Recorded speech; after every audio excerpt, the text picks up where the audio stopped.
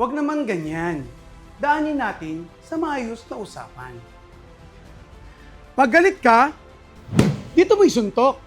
Suntukan sa barangay?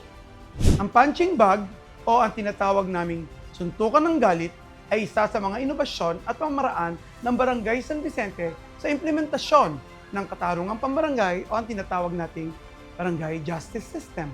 Katarungan pang barangay? Ang katarungang pambarangay ay isang sistema ng pangangasiwa ng hustisya sa bawat barangay upang maiwasan ang mga hidwaan sa pamamagitan ng mediation, conciliation, or arbitration ng mga nakatira sa barangay nang hindi na kinakailangang pangdumaan sa korte. Ang sistema ng katarungang pambarangay ay may tuturing na isang tradisyon sa paraan ng pagsasaayos ng mga hidwaan ng komunidad ng Pilipinas. Ito ay matagal nang ginagawa simula pa sa panahon ng mga tribo, angkan, pamilya, at noon panahon wala pang organisasyong politika katulad ng barangay. Minarapat ng ating gobyerno na gawing formal at isama ito sa sistemang legal ng ating bansa bilang isang paraan ng pagsasaayos ng hidwaan. Ang sistema ng katarungang pambarangay ay may tuturing na isang tradisyon sa paraan ng pag-aayos ng mga hidwaan sa komunidad ng Pilipinas. Ito ay matagal nang ginagawa simula pa sa panahon ng mga tribo, angkan, pamilya, at noong panahong wala pang organisasyong politikal katulad ng barangay.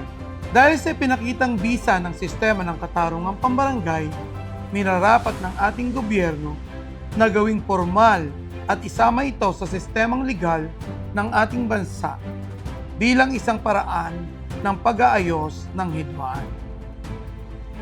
Dahil dito, ang Presidential Decree number 1508 o Katarungang Pambarangay Law ay pinagtibay noong Hunyo 11, 1978 at naging epektibo noong Disyembre 20, 1978.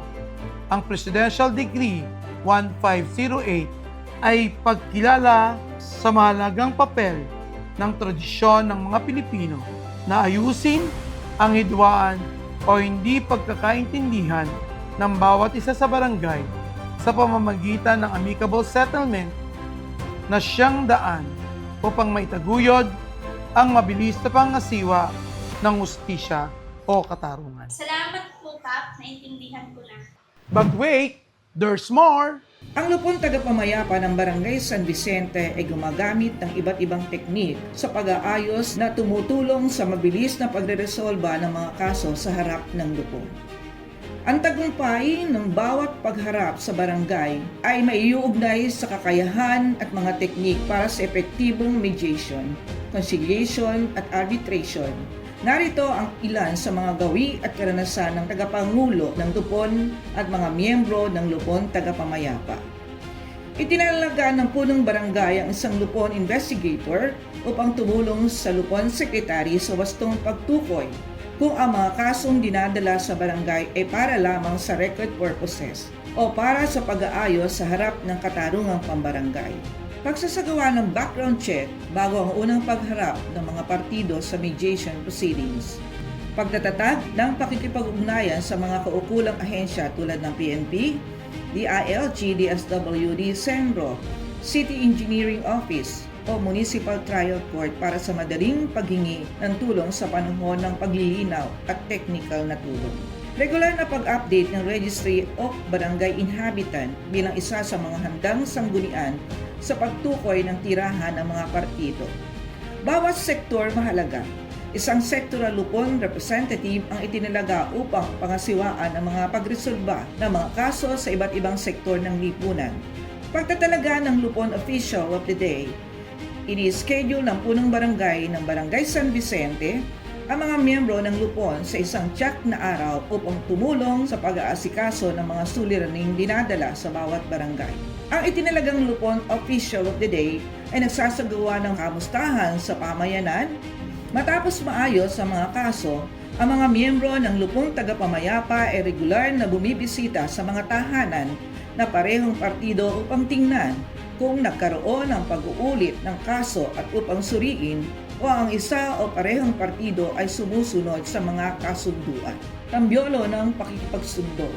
Isang tambyolo ng pagkakasundo ang tumutulong sa parehong partido sa pagpili ng mga miyembro ng pangkat sa panahon ng conciliation proceedings. Suntukan ng galit. Isang punching bag ang nasa harap ng katarungang pambarangay hall na tumutulong sa parehong partido na ilabas ang kanilang tensyon at emosyon bago ang aktwal na pagharap. Ang lupong tagapamayapa ay may dedikadong motorsiklo at e-trike na kilala bilang lupong tagapamayapa on wheels na ginagamit sa pamamahagi ng mga summons upang masiguro ang paghahatid at pagtatanggap nito ng mga kinaukulang partido sa loob ng 3 araw matapos ang pag-file na reklamo. Ang food for thought ay isa rin sa mga epektibong pamamaraan na ginagawa ng lupong tagapamayapa kung saan ang mga pagkain ay inihahain sa mga kinauukulang partido upang mapawi ang kanilang stress at pagod. Sa Barangay San Vicente, naniniwala kami na hindi makakamit ang kalinawan ng isipan kung walang laman ng tiyan. Ang Kalinga ni Cap activity ay sinasagawa rin isang counseling session kasama ang punong barangay na nagbibigay sa parehong partido ng ligtas at konpidensyal na kapaligiran upang ipahayag ang kanilang saloobin at damdamin ng walang takot sa paghusga. Ang lupon ay nagpapanatili ng isang tree of happiness sa Lupon Hall. Ang lahat ng litrato ng mga narasolbang kaso ay pinakikita sa puno na ito. Ito ay upang magbigay inspirasyon sa mga partido na lahat ng usaping dinala sa barangay ay maaaring maayos sa pamamagitan ng proseso ng mediation at amicable settlement. Upang masiguro na ang residente ng Barangay San Vicente ay naipapaabot ang mga abokasiya ng katarungang pambarangay. Ilang mga inisyatiba ang ipinatupad upang palawakin ang kamalayan ng komunidad at itaguyod ang mapayapang pag-aayos. Pagbuo, pamamahagi at pag-post ng katarungang pambarangay infographic materials.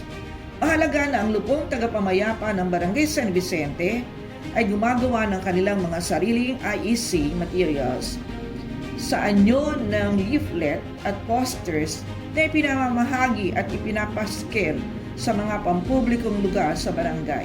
Pagpopost ng mga quote, inspirational na mensahe sa lupong tagapamayapa hall.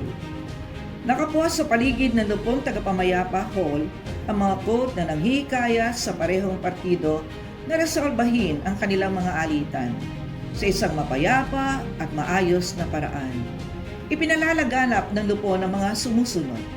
Ang unang humingi ng tawad ay siyang matapang. Ang unang magpatawad ay siyang malakas. Ang unang makalimot ay siyang masaya.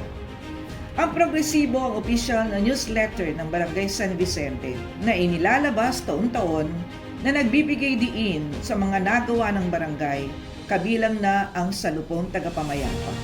Nayan sa barangay, dulog at dinig, kung saan ang lupon ay nagsasagawa ng dialogo sa mga barangay accredited civil society organization tulad ng TODA, Siklab ng Kabataan at Kababaihan na nagtataguyod ng katarungang pambarangay.